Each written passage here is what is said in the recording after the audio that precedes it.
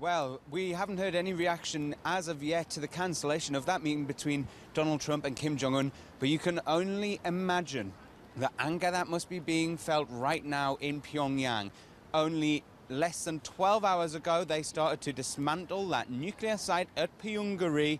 Within the last hour and a half, we had a statement that was issued by the North Korean Nuclear Weapons Institute saying that it was now ready to walk hand in hand with the world towards a nuclear-free world. Now, this spanner has been thrown in the works, and all of a sudden, all of those best-laid plans that had been achieved at the Inter-Korean summit look like they've pretty much gone to waste, or at least, at the very least, been put on a very long hold. Now, the reason this will anger North Korea and most probably South Korea so much is because any amendment to the truce that was signed in 1953 has to be ratified by the US and China.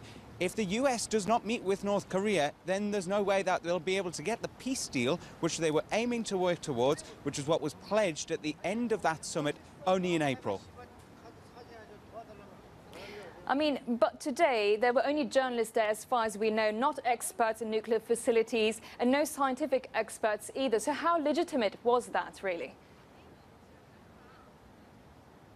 Well, that's a question that has been raised, that why wasn't any of the nuclear weapons experts sent in there, especially maybe somebody from the International Atomic Energy Agency.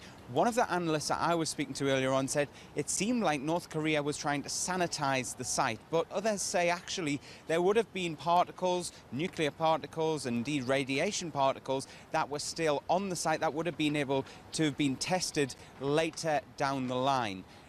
The statement that we got earlier on from the Nuclear Weapons Institute had said there was no radiation leakage that had come out when the explosives had gone off. But again, there was nobody there to test that independently. The journalists who had been sent in from across those 5 nations invited by North Korea had taken with them Geiger counters. They tried to take machines that would be able to read the radiation levels, but those were taken off them too. So we have no real independent verification of what has actually gone on.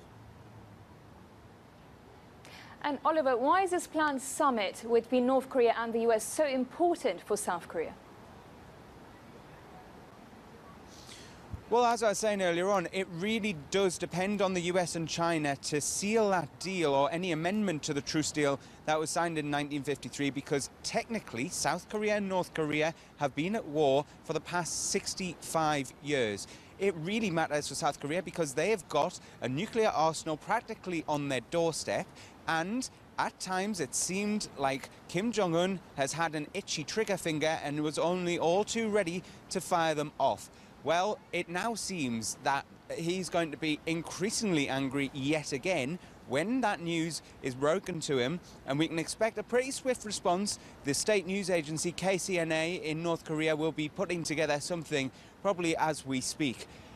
It seems a little bit of a pity as well for South Korea, seeing as we've only just heard from the Foreign Ministry within the last hour, saying that it was so pleased to see that North Korea had taken this first initial step towards complete denuclearization. Now that is all off the table. We have to wait and see what next steps will be taken.